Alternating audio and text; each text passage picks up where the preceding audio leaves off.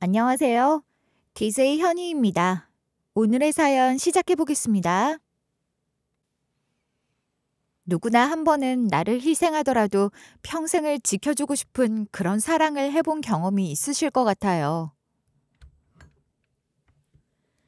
사랑은 숨긴다고 해서 숨겨지지 않을 뿐만 아니라 사랑하는 사람을 위해서 그 어떤 것도 불사한다는 말에 공감하시는 분들도 계실 것 같고요. 물론 모두가 다 같은 경험이나 마음가짐을 가진 건 아니겠지만 적어도 저의 경우는 그랬어요. 불우했던 제 삶에 한 줄기 빛처럼 다가왔던 그 사람은 운명 같았고 저를 구원해줄 유일한 희망 같았죠. 하지만 그런 강한 믿음은 결국 저를 더 망가뜨렸고 결국에는 숨을 쉬지 못하게 만들었던 것 같아요. 그럼에도 불구하고 그런 결정을 한 것을 후회하냐고요? 아니요, 그렇지 않습니다.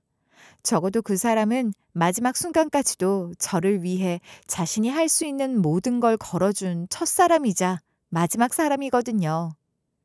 안녕하세요. 저는 올해로 34살로 현재 직장 생활을 하며 혼자서 살고 있는 싱글입니다. 물론 처음부터 싱글은 아니었어요. 저에게도 최근까지 남편이 있었거든요. 저는 어린 시절을 참 불우하게 지냈어요. 지금 현재 제가 누리고 있는 이 모든 것들을 제가 직접 노력을 해 일궈냈고 누구에게도 도움을 받지 않았어요. 말 그대로 자수성가의 표본의 인생을 살았죠.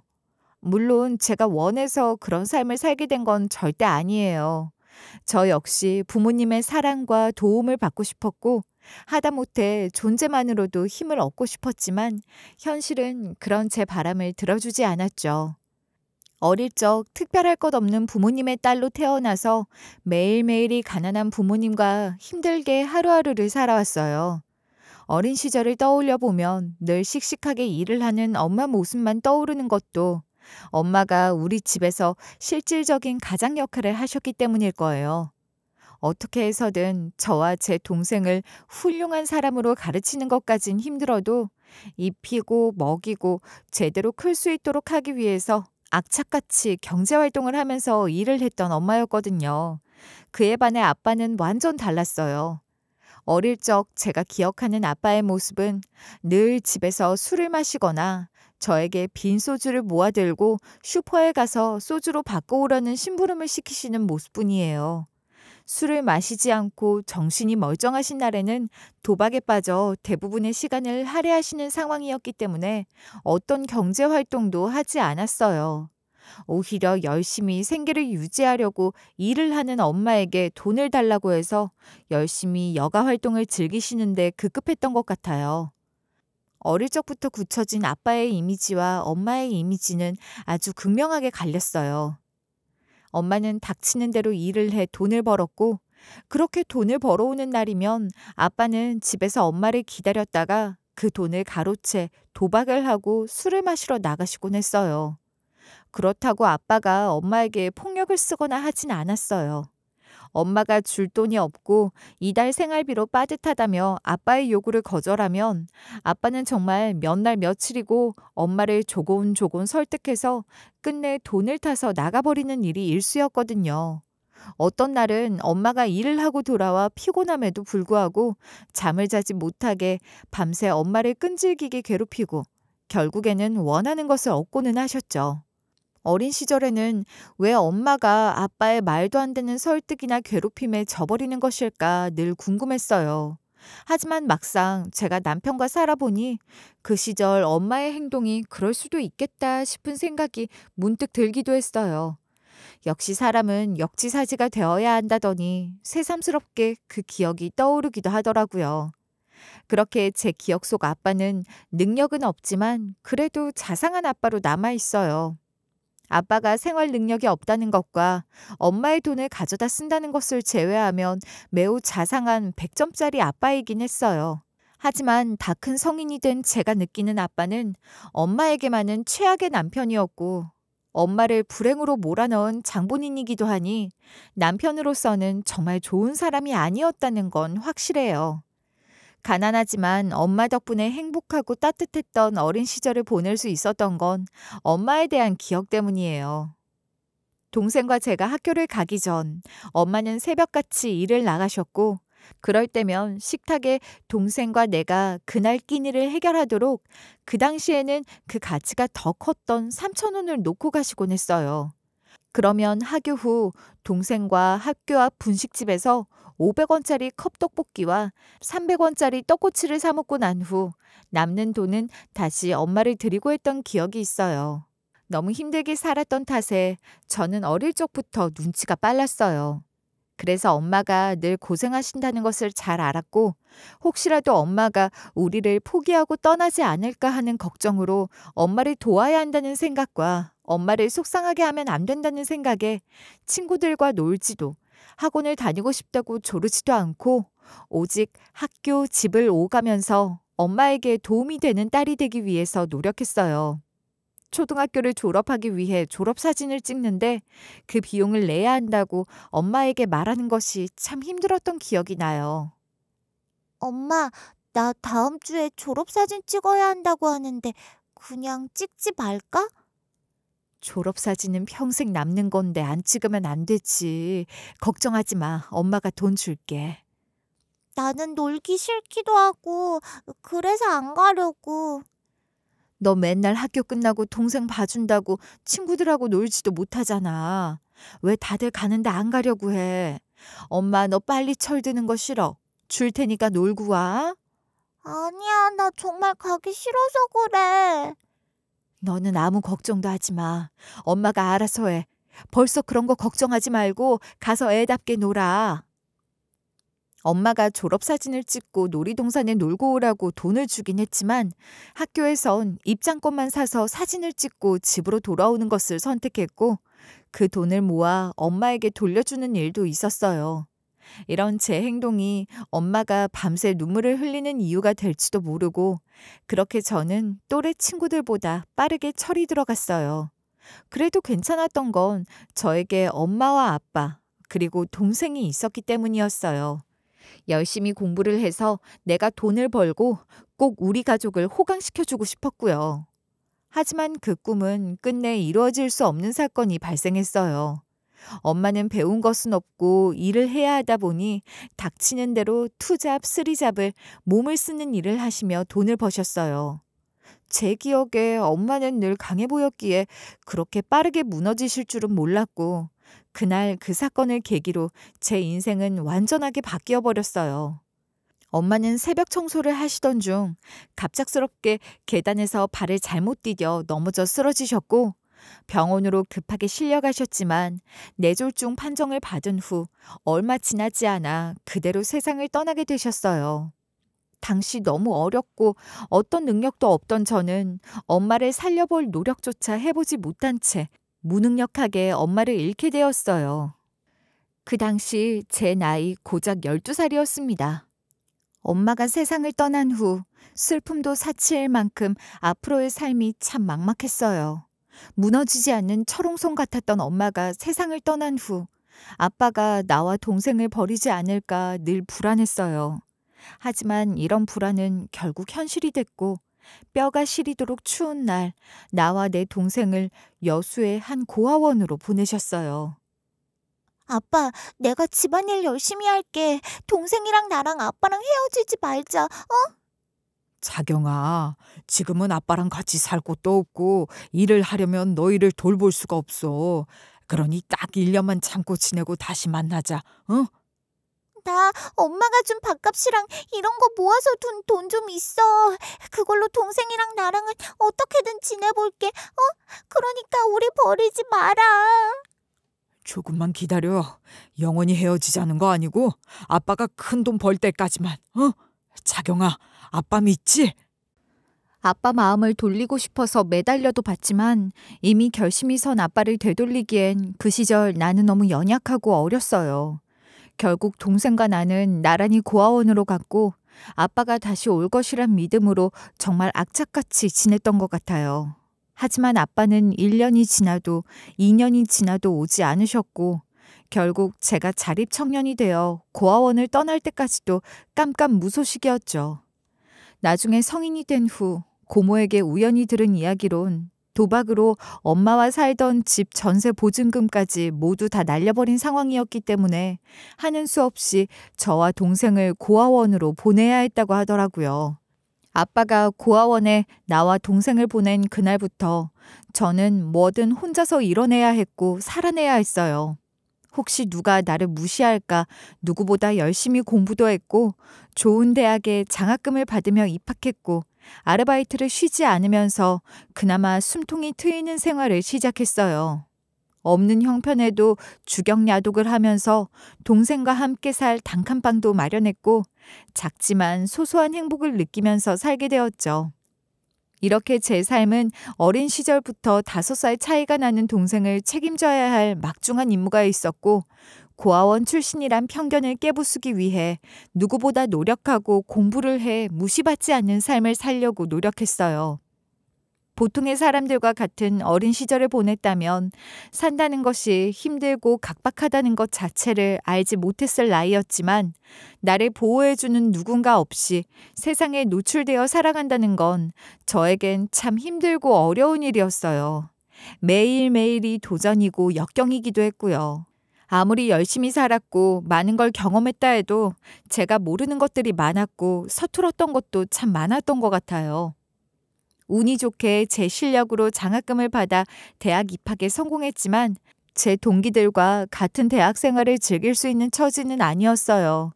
친구들과 오리엔테이션을 가는 것도 MT를 가서 밤새 술을 마시는 것도 모두 다 사치였을 뿐이었어요. 그런 유흥을 위한 돈을 쓸 여유도 없었고 당장 다음 학기 등록금 마련이 어렵기 때문에 공부를 열심히 해 반드시 과톱을 하고 장학금을 받아야만 다음 학기를 다닐 수 있었기에 저에게 공부는 생존이었어요. 또 동생과 함께 사는 집의 월세와 생활비를 혼자서 모두 충당해야 했기 때문에 학교에서 수업이 끝나면 곧바로 과외부터 서빙, 카페 아르바이트 등을 하면서 닥치는 대로 돈을 벌고 모아야 했죠. 대학 입학 후 이런 생활을 계속 유지하다 보니 당연히 동기들과 친분도 없었어요. 동기들 역시 저를 아웃사이더 비슷하게 생각했고 저 또한 큰 관심을 보이지 않고 학교 생활을 했어요. 저에게 학교는 생존력을 높이는 취업을 위한 중간 과정일 뿐이었고 누군가 친구가 되거나 즐거운 추억을 만드는 공간은 아니었으니까요. 이런 생활을 하는데에도 만날 사람은 꼭 만난다는 말이 맞듯 참 신기한 인연은 생기더라고요. 제 대학 시절은 학교, 아르바이트, 집을 오가는 일뿐이었는데 아르바이트를 하는 곳에서 신기한 인연을 만나게 됐거든요. 과외, 서빙, 그리고 카페에서 아르바이트를 하던 저는 늘 대타가 필요한 상황에서 모두 제가 지원을 해 일을 하곤 했어요. 그러면 페이를 받을 수 있기도 했었고요.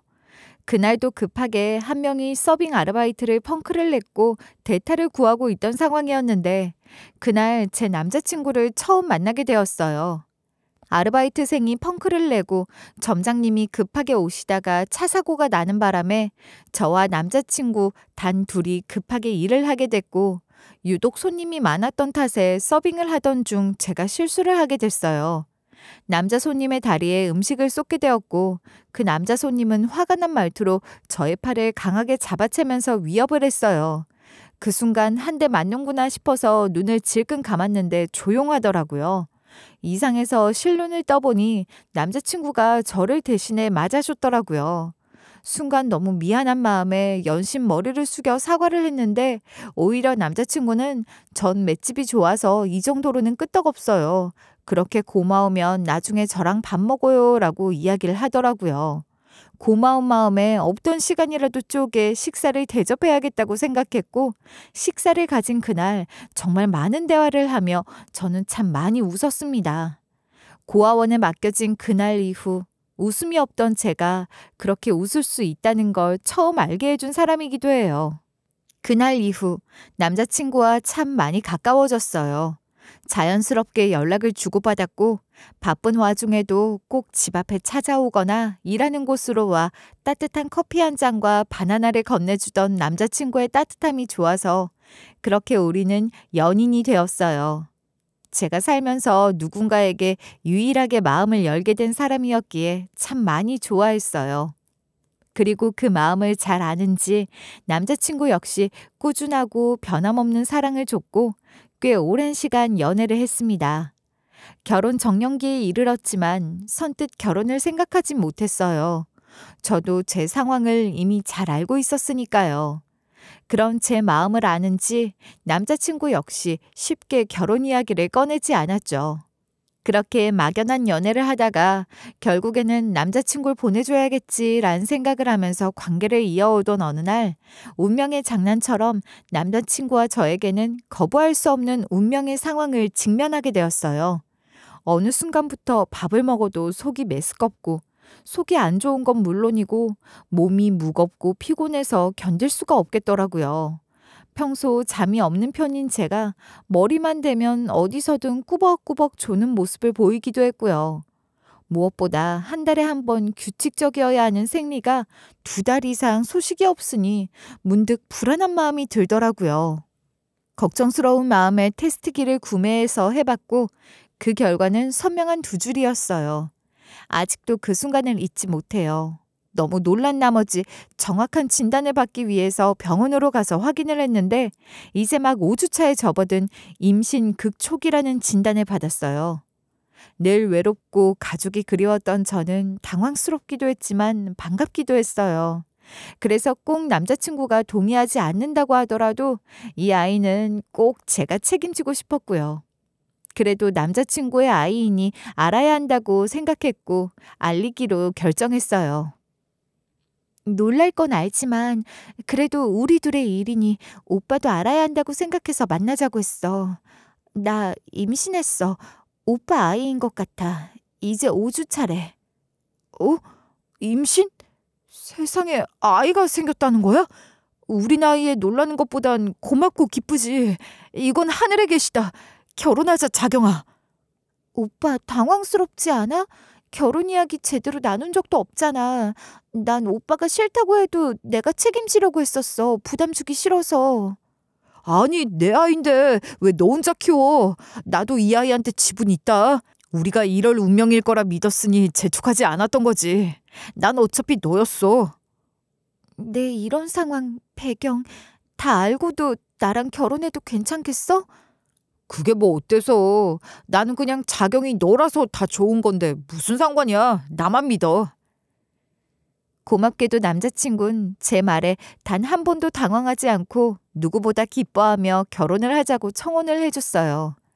제 어린 시절, 부모가 없는 것, 그리고 책임져야 할 동생이 있다는 사실 자체도 저라는 사람으로 받아들이고 결혼을 하자는 남자친구였기 때문에 저 또한 평생을 함께하고 싶었어요. 어린 시절부터 사랑이 고팠던 인생을 살아왔지만 이제라도 남자친구와 같은 사람을 만나 사랑받으며 안정적으로 살 수 있다는 희망을 가지고 결혼 준비를 하고 예비 시부모님이 될 분들을 만나러 가기로 했어요.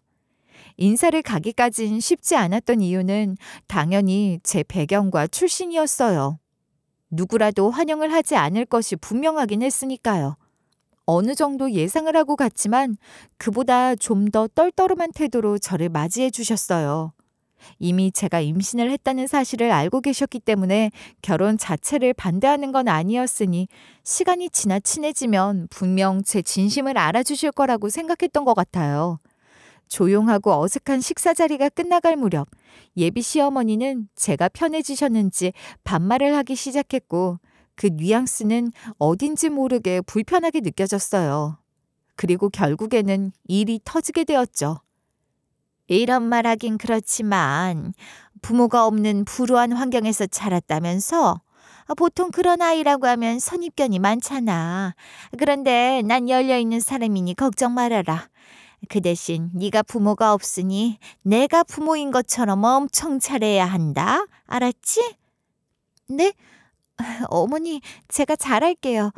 그런데 저 동생도 있고 같이는 안 살지만 아버지도 계셔요. 인사드리러 갈 거예요. 있으나 마나한 양반이었다며. 부모 없는 거나 마찬가지지. 그게 좀 걸리긴 하는데 그냥 사람만 보기로 했어. 너 정말 우리한테 잘해야 한다. 알았지?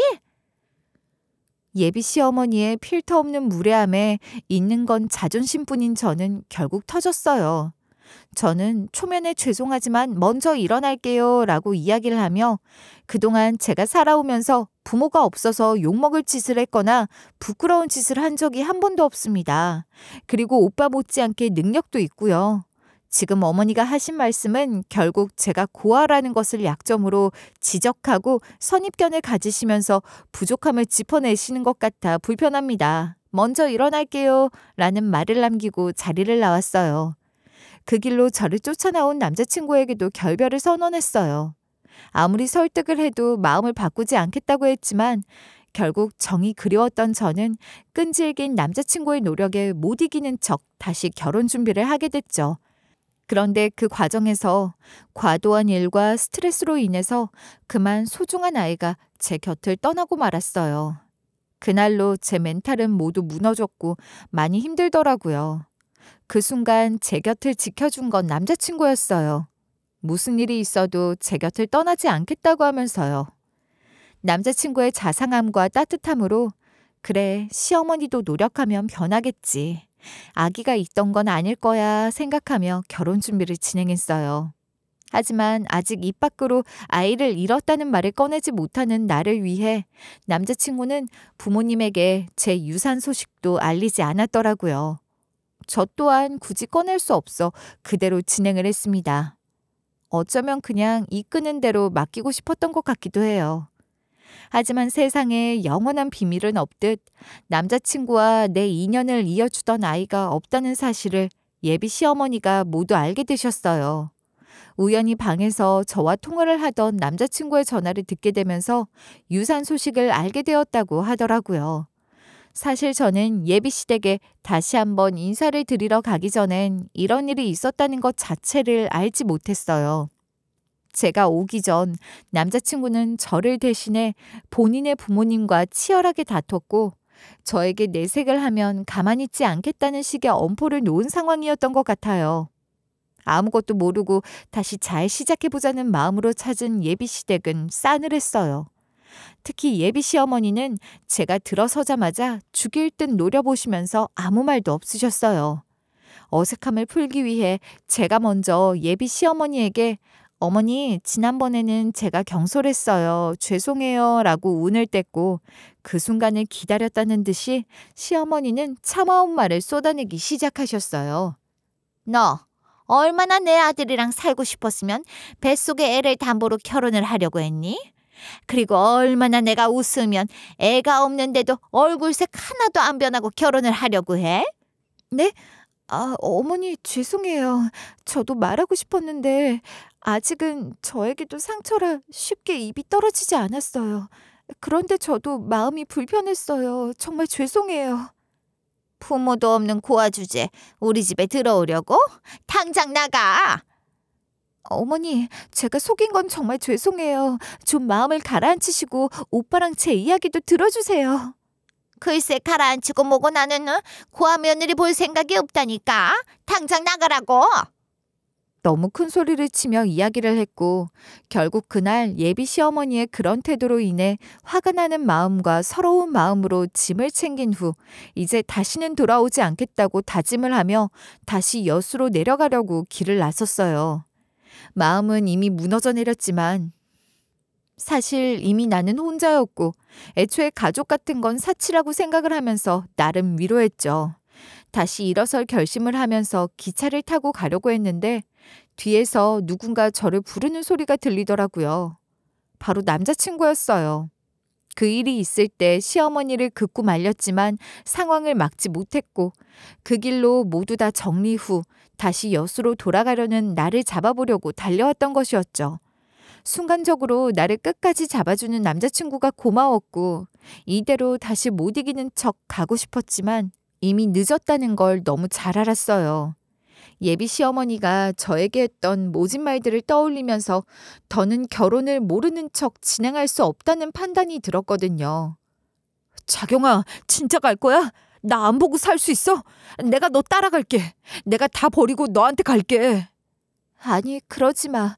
오빠 천륜이야. 오빠 엄마랑 오빠는 하늘이 맺어준 인연이고 나랑은 그냥 스쳐가는 인연일 뿐이잖아. 바보 같은 짓 하지 말고 가. 나한텐 그냥 스치는 인연이 아닌데 어떻게 가. 자경아, 그러지 말고 내가 너 따라갈게. 나 오빠 이러는 거 지치고 짜증나. 내가 언제 나 지켜달랬어? 왜 그렇게 끈질기게 나를 못나서 나를 이렇게 비참하게 해? 난 오빠 없이도 잘 살아. 그러니까 내 인생에서 빠져. 모진 말을 쏟아내고 여수로 향하는 기차를 탔고 남자친구는 어떤 말도 하지 못한 채 슬픈 눈으로 저를 쳐다봤어요.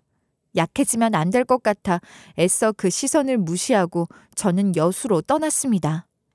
그리고 약 6개월이 지나도록 연락도 소식도 없이 지냈어요. 평온한 생활이었지만 마음은 지옥 같은 나날이 계속됐죠.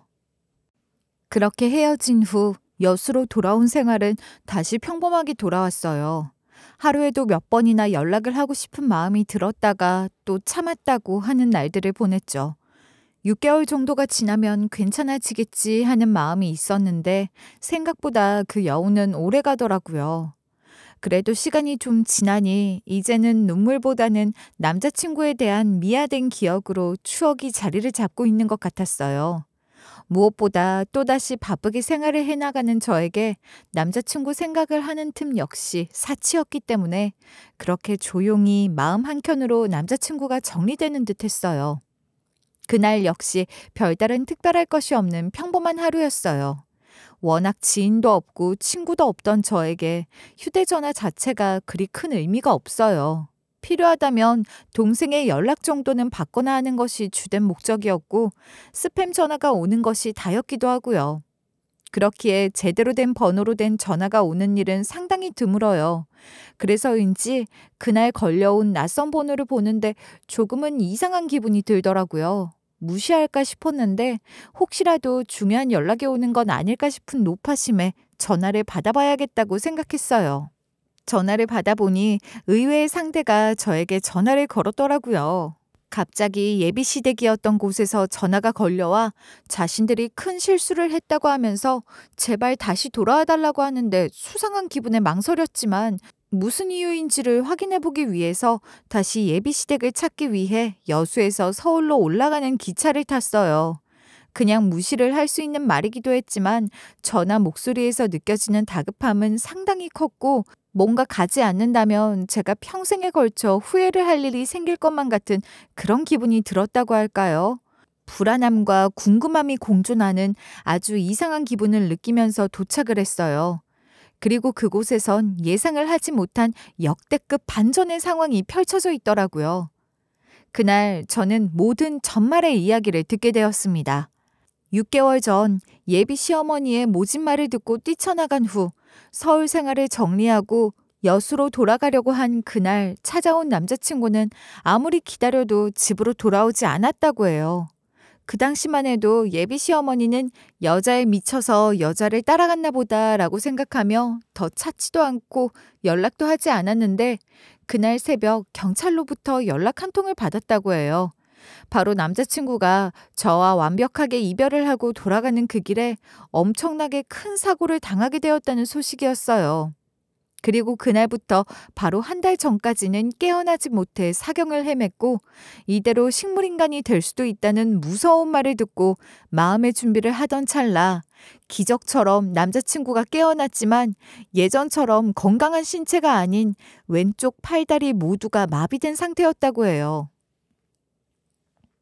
그러니까 그날 이후 남자친구가 저에게 단 한 번도 연락도 찾지도 않았던 이유는 바로 사고를 당해 사경을 헤매고 있었던 탓에 연락 자체를 할 수가 없었던 것이었어요. 순간적으로 모든 것들이 멍하면서 예전과는 많이 달라진 남자친구를 보니 마음 한켠이 아리다 못해 아픈 것이 뭐라고 표현할 수 없는 고통이 느껴지더라고요. 예비 시어머니는 찾아온 저를 보자마자 예전의 차가운 모습은 온데간데 없고 예전에 내가 너한테 모질게 하고 상처 줬던 것 정말 미안하다. 내가 잘못했어 라고 말하며 싹싹 빌었어요. 사과를 하던 예비 시어머니는 결국 제발 우리 아들을 딱 한 번 만나달란 이야기를 했죠. 자신의 변한 모습에도 밥도 먹지 않고 충격을 받아서 말도 하지 않고 누워서 생활을 하고 있다고 하면서요. 사람 일은 정말 어떻게 될지 모른다는 말이 딱 맞듯 그렇게 제가 부모가 없다고 무시하며 콧대를 높이던 예비 시어머니가 저에게 싹싹 빌게 될 날이 올 줄은 꿈에도 몰랐어요. 과거 예비 시어머니가 저에게 한 행동과 모진 말을 생각하면 너무 미웠지만 남자친구가 저와 헤어지고 사고를 당했다는 그 사실과 많이 다쳤다는 말을 들으니 걱정이 돼서 미칠 것 같더라고요. 사실 예비 시어머니가 그렇게 사과를 하면서 빌지 않아도 남자친구를 보려고 달려갔을 저이지만 못 이기는 척 남자친구를 만나러 병실로 들어갔어요. 병원에서 누워있는 남자친구는 예전에 저를 대신해 손님에게 맞아주기도 하는 그런 멋진 사람이 아니더라고요. 자신의 상황을 누구보다 명확하게 이해했는지 모든 걸 포기한 듯한 눈빛을 하고 있는 모습을 보니 가슴이 아팠어요. 남자친구를 보자마자 눈물이 터졌고 남자친구 역시 저를 보자마자 참았던 눈물을 터뜨리면서 서로 어떤 말도 하지 않고 그저 30분을 안고 울기만 했어요. 사실 우리 두 사람에겐 어떤 말이 필요 없었죠. 서로에 대해 너무 잘 알았고 지금 남자친구가 어떤 기분을 느낄지 그리고 내가 어떤 마음일지 누구보다 잘 알 거라고 생각했으니까요. 그래서 제가 남자친구에게 다시 돌아오겠다는 결정을 하더라도 남자친구가 절대 받아들이지 않을 것이라는 것을 잘 알고 있었어요. 그렇기에 저는 그날부터 매일 남자친구 병실에 찾아갔죠. 너 왜 자꾸 와? 여수로 안 올라가? 나 너 보는 거 좀 불편해. 내 생각도 좀 해줬으면 좋겠어. 내가 그날부터 말했잖아. 이제 내 맘대로 할 거라고. 오는 것도 가는 것도 내 마음이야. 그리고 난 이제 안 갈 거야. 결혼하자, 오빠.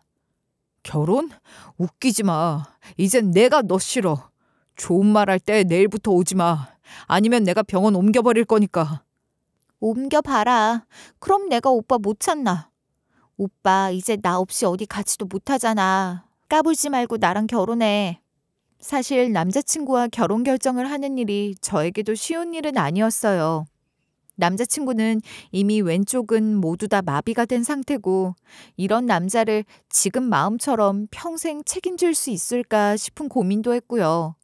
무엇보다 표독스러운 예비 시댁을 견딜 수 있을까 고민이 되기도 했고요. 하지만 무엇보다 남자친구 자체만 본다면 고민을 할 이유가 없다고 생각했고 예비 시부모님들 역시 남자친구의 상태로 인해 잘못을 뉘우치고 저에게 사과를 하고 아들을 봐줄 것을 부탁했으니 예전처럼 제가 상처를 받는 일은 없지 않을까라는 생각을 했던 것 같아요. 남자친구를 남편으로 만들기까지 꽤 오랜 설득과 시간이 필요했어요. 이제 남자친구가 아닌 남편은 제가 본인으로 인해서 힘들고 묶이는 것이 싫었는지 정말 끈질기게 제 청혼을 무시하더라고요. 그래도 저는 집년 빼면 시체라 결국 제가 이겼고 남편도 제 성화에 못 이겨 저와 결혼을 해줬습니다. 하루에 3분의 2 정도는 남편과 함께 시간을 보냈고 남편 간호를 하는데 시간을 할애했어요. 그런 제 정성을 아는지 남편도 고마워했고 우리 부부 사이도 큰 문제는 없었어요. 정식으로 부부가 되면서 몸을 자기 마음대로 쓰지 못하게 된 남편은 가끔 자신도 제어가 되지 않는 신경질적인 면모를 보여주긴 했지만 이내 사과를 하면서 솔직한 자신의 마음을 털어놓았어요. 그렇게 서로 잘 맞지 않는 단추를 천천히 잘 잠궈 나가면서 이 생활도 안정적으로 흘러가고 있었고요.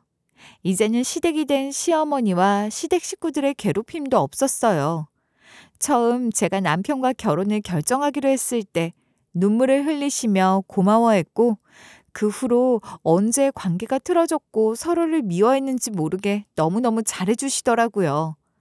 시댁 식구들의 친절함에 그래도 내가 아들을 책임지고 산다고 하니 은혜를 알고 나에게 잘해주는구나 하고 생각을 했고 내가 생각했던 것처럼 모질고 나쁜 사람들은 아닐 수 있겠다는 생각을 했죠.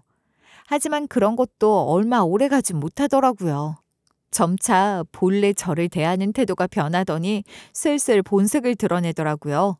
초반에는 전혀 시키지 않던 일들이 조금씩 부탁을 하는 어투로 요구를 하더니 나중에는 아예 당연하다는 듯 말도 안 되는 시집살이를 시키는 상황들이 자꾸만 생겨났어요.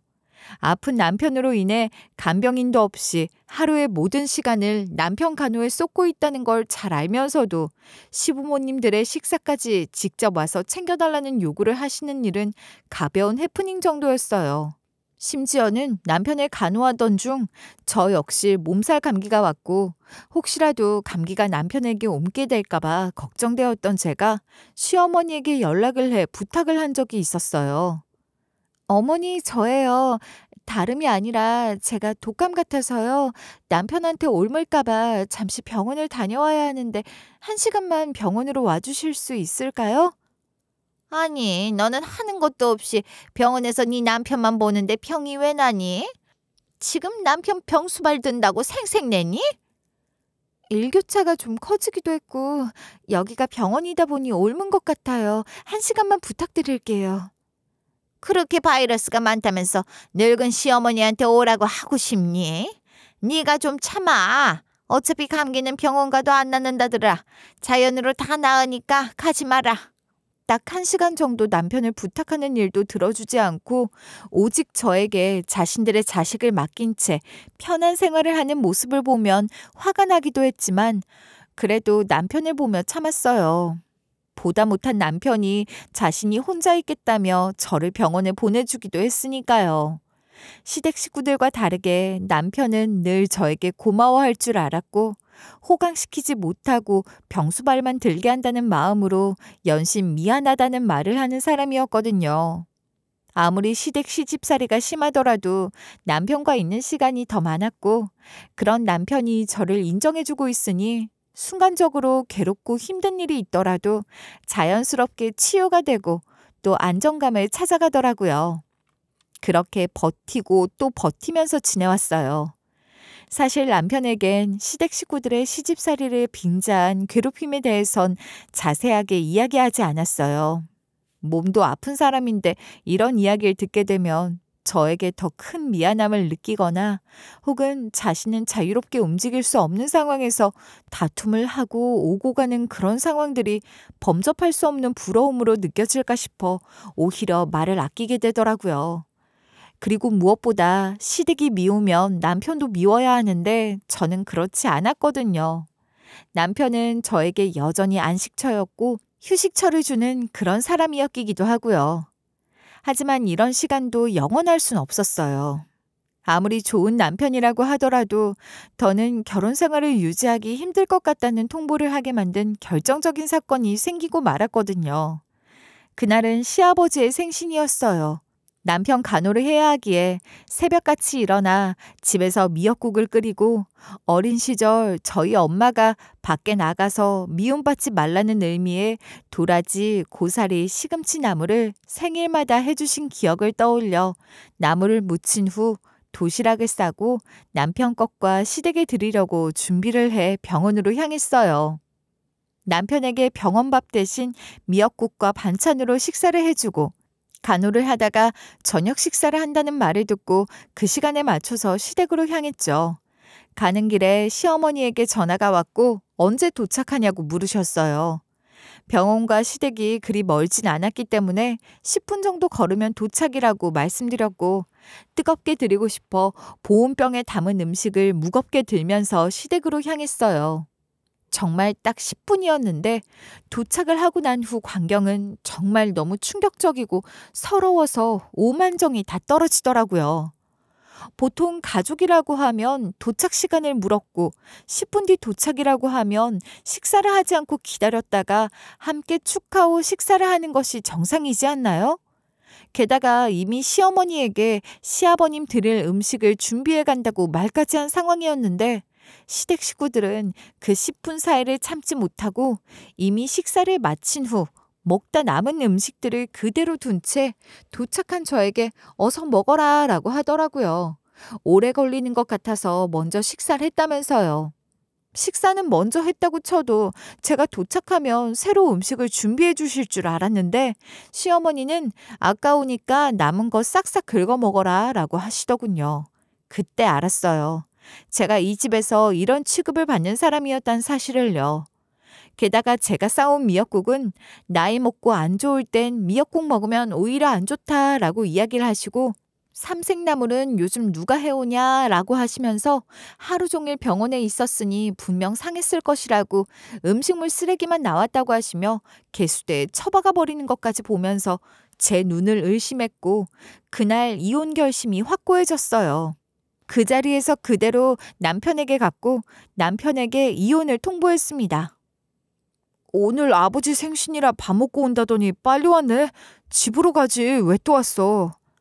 오빠, 나 밥 못 먹었어. 도착하니까 나 오는 10분 못 참아서 다 먹었고 나보고 남은 반찬 아까우니까 다 먹으래. 뭐? 새로운 음식도 안 꺼내주고 그랬단 말이야? 누가? 엄마가? 내가 전화할게. 아니, 하지 마. 나 더 얘기하기 싫어. 거기다 내가 해간 미역국이랑 삼색나물 엄마가 해준 기억으로 진심을 다해 만들어갔는데 음식물 쓰레기라며 개수대에 버리시더라. 나 진짜 못하겠어. 예전도 지금도 우리는 오빠 엄마 때문에 못 살 것 같아. 그래, 그렇네. 지금껏 생각해보니 다 우리 집 때문이네. 그래, 자경이 너는 내가 없어야, 아니 우리 식구가 없어야 행복해. 이혼하자. 뭐? 지금 진심으로 하는 이야기야? 진심이야. 그동안 진지하게 고민하고 생각했지만 내 이기심에 선뜻 말하지 못했던 것도 있어. 나 장난 아니야. 그러니까 이제 나 떠나서 너 챙기면서 살아. 자경아, 고마웠어. 솔직히 처음에는 서럽고 화가 나는 마음에 그동안 참지 못했던 울음과 함께 남편에게 이르듯 이야기를 한 것이었어요. 이혼 이야기도 화가 나는 마음에 홧김에 던졌고 정말로 이혼을 받아들일 것이라고 생각하면서 한 이야기는 아니었고요. 하지만 서럽게 우는 저를 바라보고 그것조차 어떻게 해결을 해줄 수가 없다고 생각했는지 남편이 오히려 진지하게 저에게 이혼을 해줄 테니 남편과 남편 부모님 없는 곳에서 동생이랑 편하게 살라고 하더라고요. 처음에는 그냥 한 말이고 이혼 안 할 거라고 이야기를 했다가 그 어느 때보다 진지하게 이야기를 하는 남편의 태도를 보고 그냥 한 말은 아니라고 생각했어요. 어리둥절해서 진심이냐고 여러 번 물었고 그때마다 남편은 변함이 없으니 그렇게 해달라고 부탁을 하더군요. 저 또한 시댁 식구들의 이유 없는 따돌림과 시집살이가 지치고 힘들었던 상황이었기 때문에 이제는 참지 못하겠다는 생각이 들었고 결국 남편의 요구를 받아들이기로 했어요. 이번만큼은 적어도 남편이 아닌 나를 생각하고 내가 온전하게 하고 싶은 대로 결정을 하려고 마음을 먹었죠. 제가 이혼에 동의를 하자 남편은 고맙다고 이야기를 했어요. 남편과 이혼에 대해 진지하게 이야기를 나눈 적은 없었지만 둘 다 마음속으론 어느 정도 담아두고 있었다는 걸 이렇게 짧은 시간 내 이혼에 협의를 하면서 느낄 수 있었던 순간이었어요. 남편과 짤막한 대화를 나눈 후 저는 남편과 있던 자리를 피해 집으로 돌아왔어요. 남편도 오늘은 혼자서 잘 수 있을 것 같으니 굳이 여기서 힘들게 자지 말라고 했고 저도 못 이기는 척 집으로 왔어요. 집으로 돌아온 후 마음이 복잡했어요. 시원하기도 하고 단박에 이혼을 원하는 남편의 태도가 서운하기도 하면서 또 한편으로 시댁에 있었던 일을 생각하니 눈물이 나면서 꼭 헤어지고 싶다는 생각으로 결론을 내렸어요. 다음 날 아침 남편이 좋아하는 음식을 해 도시락을 싼 후 아침 식사 시간에 맞춰서 남편 병실로 갔어요. 어제의 일로 어색함이 흐를 것 같았지만 남편은 평소와 다름없는 모습으로 웃으면서 저를 반겨주더라고요. 저 또한 아무 일 없는 척 아침 식사를 차려줬고 농담을 하면서 평소처럼 식사를 했어요. 밥을 모두 먹고 난 후 차를 마시면서 남편이 먼저 운을 떼었어요. 어제 일에 대해서요. 어제는 좀 경황이 없어서 제대로 정리를 못해서 오늘 당신이랑 이야기를 좀 하려고. 편하게 이야기해. 들을 준비 됐어요. 어차피 이혼하기로 둘 다 동의했으니 소송까지는 하지 말고 그동안 나 보느라 시댁에 당하느라 당신 고생한 거 잘 알아서 협의 이혼으로 끝내자. 그래. 나도 오빠랑 소송까지 하면서 우리 관계 망가뜨리긴 싫어. 그리고 자경아, 괜히 나 만나서 너 고생한 거 나 정말 잘 알아. 그러니까 그동안 나로 인해서 고생한 부분 충분히 보상할 수 있게 내가 위자료 꼭 챙겨줄게. 안 그래도 돼. 오빠는 뭐 나한테 잘 안 해줬나? 남편은 헤어지는 상황에서도 나에게 자상했고 고마운 부분과 자신이 꼭 책임지고 해줄 수 있는 부분에 대해 약속을 해줬어요. 그리고 그날 이후 이혼 준비를 하며 숙려 기간 동안 저는 더 이상 남편을 병간호하러 병원으로 가지 않았어요. 그리고 그 후 본격적으로 남편의 시어머니 괴롭히기가 시작된 것 같더라고요. 남편은 내가 없어진 그날 바로 시어머니에게 전화를 해 아내와 이혼을 하게 됐으니 이제 병간호할 사람이 없다며 시어머니에게 와서 자신을 간호해달라고 했다고 했어요. 사실 남편이 몸만 마비가 온 것이지 고생을 시키거나 힘들게 한 적은 없었는데 시어머니에게 받는 병간호는 완전히 달랐던 것 같더라고요. 남편은 시어머니가 병간호를 하러 오신 그날부터 히스테리를 부리기 시작했다고 해요. 대소변을 보는 일도 저와는 그리 어렵지 않게 했던 일인데 일일이 귀저귀를 착용해달라고 했고 조금만 묻거나 소변을 자주 보면 그때마다 찝찝하다며 화를 내면서 즉각적으로 갈아줄 것을 요구했다고 하더라고요. 게다가 대변의 경우도 깨끗이 닦아주지 않으면 화를 냈고 마음에 들 때까지 닦아달라고 요구하면서 엄마 때문에 이렇게 된 아들이니 책임지라는 원망을 늘어놓기도 했다고 해요. 착하고 불평 한 번 없던 아들이 전에 없던 히스테리를 부리면서 울다가 웃다가 시어머니를 원망했다가 하는 감정적 호소를 쏟아내니 시어머니도 상당히 괴로웠는지 남편과 상의 없이 간병인을 고용했다고 하더라고요. 하지만 어디까지나 시어머니에 대한 복수를 위한 히스테리였기 때문에 남편은 간병인을 보자마자 잘 움직이지도 않는 몸으로 링거를 뽑고 난동을 피우면서 엄마가 와서 병수발을 들지 않으면 죽어버리겠다고 소리를 쳤고 결국 간병인도 고개를 절레절레 흔들면서 돌아갔다고 하더라고요. 이런 시어머니의 남편 간호는 채 한 달이 되기 전 포기 선언을 하게 만들었더군요. 시어머니는 어느 날 급박하게 저에게 전화를 한 통 하셨고 받자마자 저에게 다시 친절한 목소리를 하시면서 다시 돌아올 것을 회유하셨어요. 시어머니는 네가 이렇게 힘들게 아들 병수발을 다 들고 있는지 꿈에도 몰랐다라고 이야기를 하시면서 이번에 다시 돌아와주면 정말 내가 너를 떠받들고 모시고 살 것이니 제발 화를 풀고 우리 아들 옆으로 다시 돌아와 달라고 애원하듯 이야기를 하셨어요. 순간적으로 시어머니가 진심을 다해 우시며 하는 이야기에 또다시 넘어갈 뻔했지만 2번은 속지 말아야지 하는 마음으로 마음을 다잡았어요. 무엇보다 남편이 확고하고 진지한 표정과 말투로 절대 흔들리지 말고 남편을 생각해서라도 절대 돌아오지 말라는 약속을 했기 때문에 다시 한번 정신을 차렸죠. 게다가 조금 시간을 두고 생각하니 이미 시어머니에게 2번씩이나 속았고 그동안 나를 병수발 드는 간병인보다 못한 취급을 해오셨는데 내가 흔들릴 이유가 전혀 없다는 생각이 들면서 다시 마음을 다잡게 되더라고요. 하지만 만만치 않았던 시어머니 역시 끈질기게 연락을 해오시긴 했어요. 차경아, 아직도 화가 안 풀렸니? 이제 숙려 기간인가 뭔가 얼마 남지도 않았던데 정말 마음을 바꿀 생각이 없는 거니? 네, 저뿐만 아니라 오빠도 확고해요. 저희 헤어지는 게 맞다고 이미 결론 내렸어요.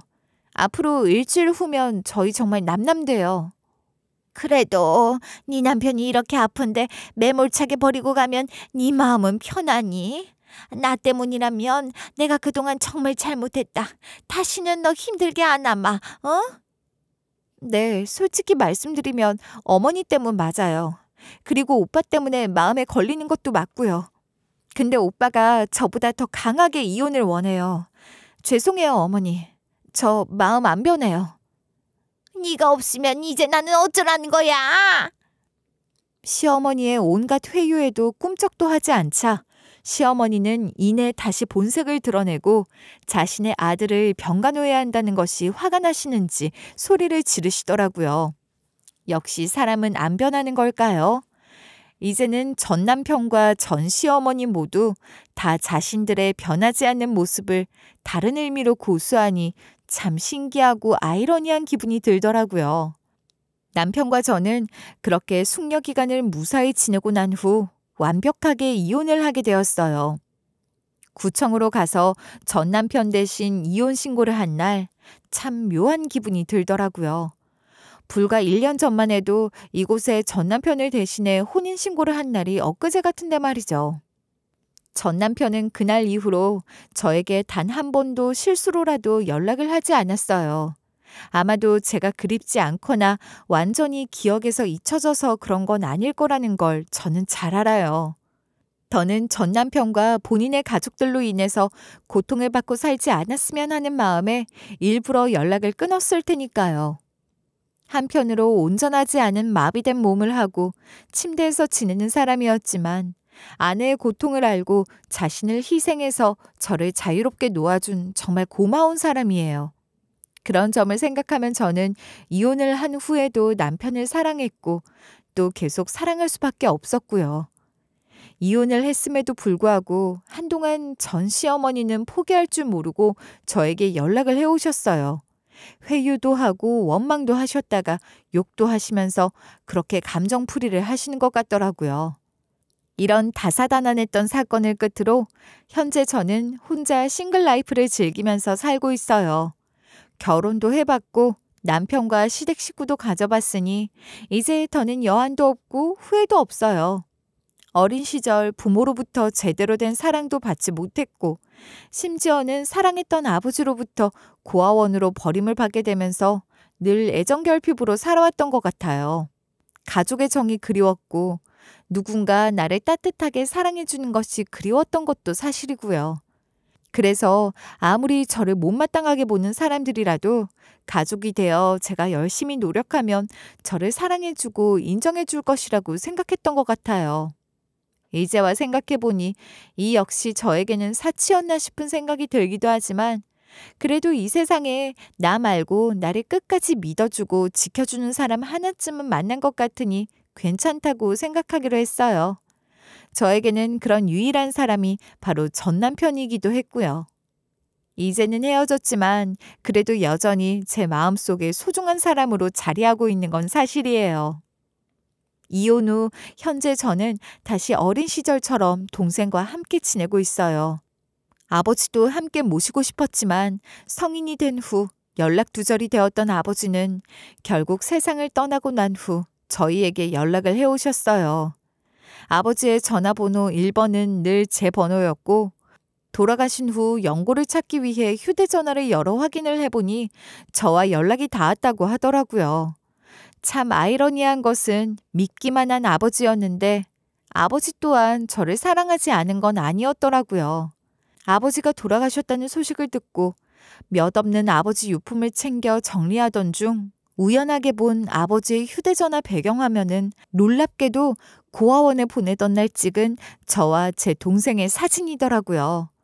이런 마음을 조금만 마음으로 표현해줬다면 저 또한 아버지를 그렇게 미워하진 않았을 것 같았어요. 적어도 세상에 혼자 남겨졌다는 기분을 느끼진 않았을 것 같은 생각을 했지만 이제라도 아버지의 진심을 알았으니 저는 만족해요.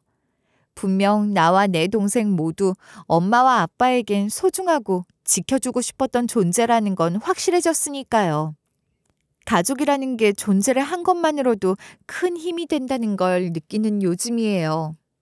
전 남편도 아버지도 결국 모두 나를 사랑해줬고 그로 인해서 힘들게 한 것도 사실이지만 모두 다 나에게는 더없이 소중한 존재였고 나를 살아가게 하는 원동력이었던 건 사실이니까요. 하지만 그렇다고 해서 힘들고 고통스러운 줄을 끊어내지 않고 그대로 버티는 것 또한 저를 위한 일은 아니라는 것을 전 남편을 통해서 배웠어요. 이제야 마음도 후련하고 편해지면서 하루하루가 정말 행복하고 감사하다는 생각이 드는 요즘이에요. 이제 저는 새로운 출발을 하려고 해요.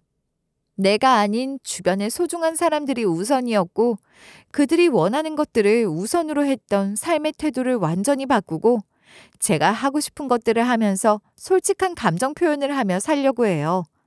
전 남편과는 이혼을 했고 저에게 연락 한 통도 하지 않았지만 저는 전 남편과 연락을 끊고 지낼 생각은 없어요.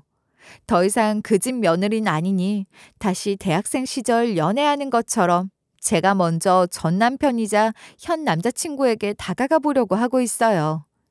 참, 전 남편은 이혼 후 어느 날 저에게 무려 5천만 원을 입금했어요. 보내는 사람 이름에는 고마웠다 네 글자가 적혀 있었는데 확인하지 않아도 전 남편이라는 걸 쉽게 알 수 있었죠. 아마 꼭 보상해주겠다고 약속했던 위자료를 보낸 듯했어요. 나중에 남편에게 이 돈을 어떻게 마련했냐고 물었는데 시어머니를 괴롭히고 시어머니 대신 간병인을 쓰도록 해줄 테니 5천만 원만 내놓아라 라고 했대요. 전 남편이 시어머니에게도 돈을 뜯어서 저에게 위자료를 지급해준 셈이죠. 제가 그동안 고생을 한값치고는 한참 부족하지만 그래도 받아주길 바란다고 이야기하는 전 남편에게 고맙기도 하고 뭔가 후련하기도 하더라고요. 그렇게 저는 다시 싱글이 됐고 현재 조금 몸이 불편한 남자친구가 있어요. 삶에서 가장 중요한 것들을 깨달았고 더는 바보처럼 애정을 갈구하며 누군가 나를 미워하는 것을 두려워하면서 살지 않으려고 해요. 당당하게 내가 원하는 대로 멋진 삶을 살아보도록 할게요.